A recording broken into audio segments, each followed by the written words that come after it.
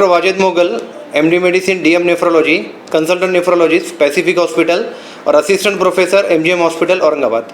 हमारे साथ आज मौजूद है doctor Wajid sir, Pacific hospital के डॉक्टर साहब, तो किडनी के ऊपर मालूमात देंगे। सर, आपने किडनी के ऊपर एक कैंप रखा था यहाँ पर आपके हॉस्पिटल में, तो उस बारे में दर्शकों को बताइए।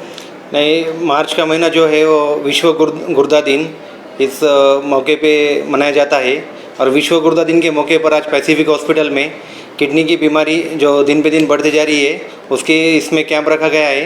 कैंप में ब्लड टेस्ट, यूरिन टेस्ट, जैसा यूरिन में बेसिकली प्रोटीन यूरिया है क्या पेशेंट को, अल्बुमिन यूरिया है क्या, और सोनोग्राफी, ये सब चीज़ें, और नेफ्रोलॉजिस्ट का कंसल्टेशन, ये सब चीज़ें कैंप में रखी गई है। आजकल किडनी की बीमारी बहुत बढ़ रही है और जिनको डायबिटीज़ है, हाइपरटेंशन है, किडनी स्टोन है, जो पेन किलर्स वगैरह दवाई खाते, आयुर्वेदिक दवाई खाते, इन लोगों में किडनी की बीमारी बढ़ रही है।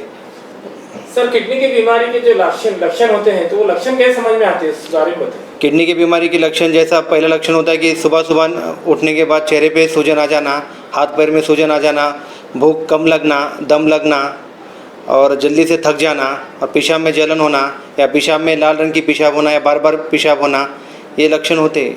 सर, खान पान पे जो आजकल नौजवान नियंत्रण नहीं रख पा रहे हैं और ये फास्ट फूड वगैरह, चाइनीज़ वगैरह जो भी खाना वगैरह खाते हैं नौजवान, तो खाने के बारे में बताइए, मतलब खाने की वजह से भी होता है कि ये? खाने के बारे में कहेंगे तो यूजुअली अभी जो जंक फूड खा रहे हैं लोग, उसकी वजह से कैसा मोटापा बढ़ रहा है। जिनमें मोटापा बढ़ रहा है उसमें डायबिटीज़ और हाइपरटेंशन बहुत जल्दी से बढ़ रहा है।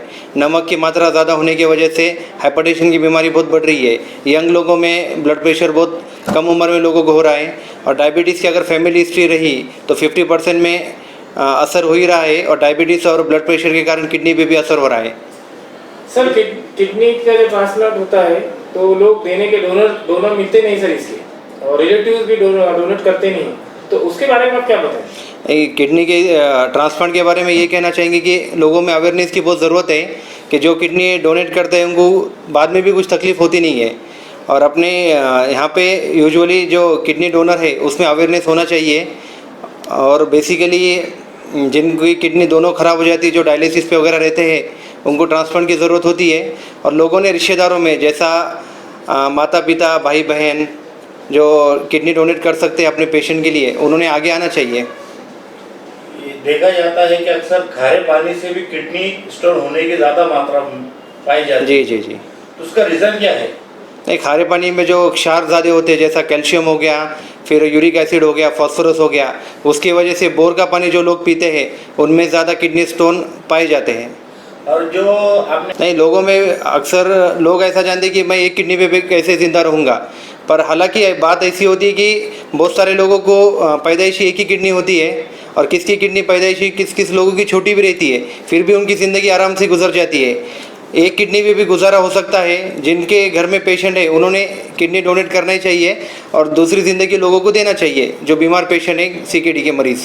सर, लोगों में ये भ्रम होता है कि किडनी अगर किसी को दान करते हैं या देते हैं तो एक किडनी रहने के बाद में वो कुछ वजन वगैरह उठा नहीं सकता, ताकत के काम नहीं कर सकता, तो उस बारे में बताइए।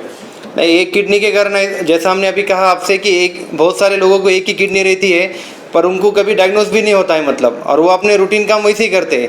जैसे मरीज़ को कभी पता लग जाता है कि मेरी एक ही किडनी है तो ज़्यादा जज्बाती होके डर जाता है। पर जो डोनर नेफ्रेक्टोमी है, जैसा हम एमजीएम हॉस्पिटल में भी है, वहाँ पे अब तक तकरीबन 150 ट्रांसप्लांट हो चुके हैं और कोई भी डोनर को ऐसी कुछ तकलीफ भी नहीं हुई है। सब डोनर डोनर नेफ्रेक्टोमी के बाद भी रूटीन काम कर सकते हैं।